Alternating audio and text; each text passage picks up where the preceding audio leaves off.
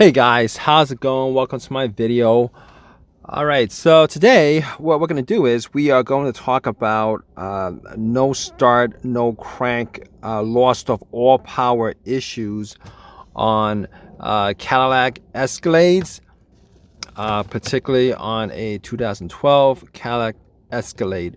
So essentially this car has random issues where there is absolutely no power throughout the car. And when I say no power, it's as if the battery was taken out of it, and there was nothing. It was not connected to a battery at all, so nothing would turn on. And that's a sporadic thing. Every once in a while, that would happen.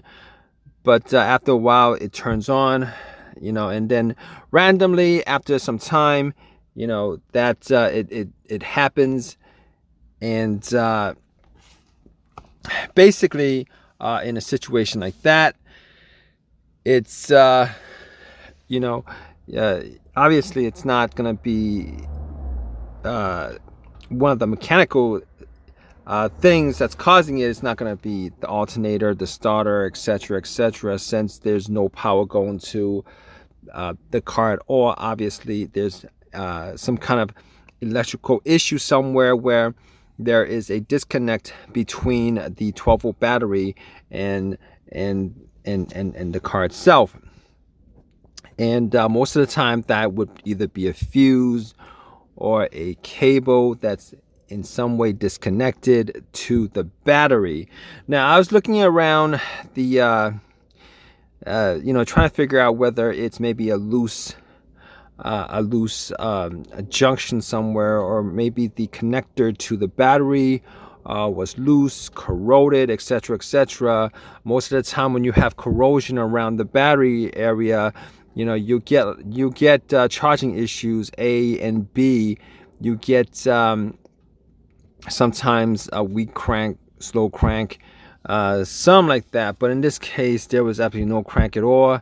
Now my battery was a little bit corroded. There was a little bit of corrosion of the battery, but nothing that I could see that could cause the issue. So I inspected the terminals, inspected the cables themselves. The positive seems to be fine, but looking at the negative cable, I could see where the cable actually connects to the socket. That was loose. There was a space between it, and after realizing that, it occurred to me that it's not supposed to be loose. It's supposed to be tight. It's supposed to be tight. And when they crimped it, when they first crimped the cable, it's supposed to be tight. But over time, what happens is it becomes loose from where it's connected to. So basically what I did is, if you guys have this situation with these Escalades where you guys randomly get no power at all, I mean, it could be a dead battery, but if your battery is good, there is a good chance that is your negative cable. And that negative cable absolutely completes the circuit. It connects to the circuit between the battery to the car, and that negative cable actually connects to the frame of the car, and this cable itself connects to two different portions of the frame of the Escalade.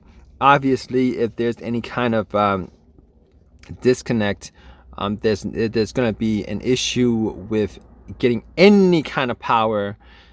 Sometimes you're going to get a little bit of power if it's a weak ground, but if it's a ground that's not connected at all, either disconnected from the frame to the battery at all, you're going to get no power, like no power whatsoever.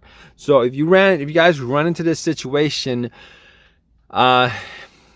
chances are you probably need a new cable. If you guys are good at DIYs, you guys could probably try running a couple of thick wires into that area just to stiffen it up All right, you guys could do that. I mean, those cables are around $80-$60. You know, some people are saying it's cheap, but to me, $60-$80 for a cable is pretty expensive, in my opinion. From the dealership, obviously the dealerships are always expensive, so you can always DIY that. That's not really a big deal. Spending $60-$70 for a cable is ridiculous. Unfortunately, they didn't make these cables all that great. They could have had a screw in from the cable to the connector. They could have just screw it in where you could just tighten it, but it's one of these cable connectors where it's crimped. I mean, you could try crimping it, but you could also try running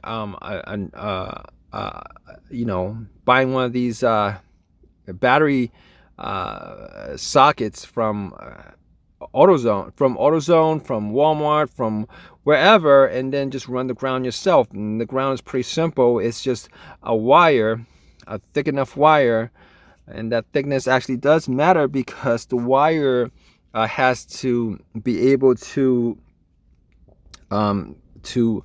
put in enough electricity, run enough electricity, from the battery, or to the car and all that. So you guys could always run a different cable with a socket for like $3, and then a couple of 12 gauge, 10 gauge wires. It'll probably run you $10 to run that. But anyway, I'm actually rambling on right now. But if you guys can't do that, if you guys want to get that cable from the dealership for $60, go ahead and do it. But hopefully this helps you guys with this situation, with this particular car, with this particular generation. It goes anyway, if you guys have any comment, please leave a comment in the comment section. Please subscribe. Please give me a thumbs up. All right, guys, take care.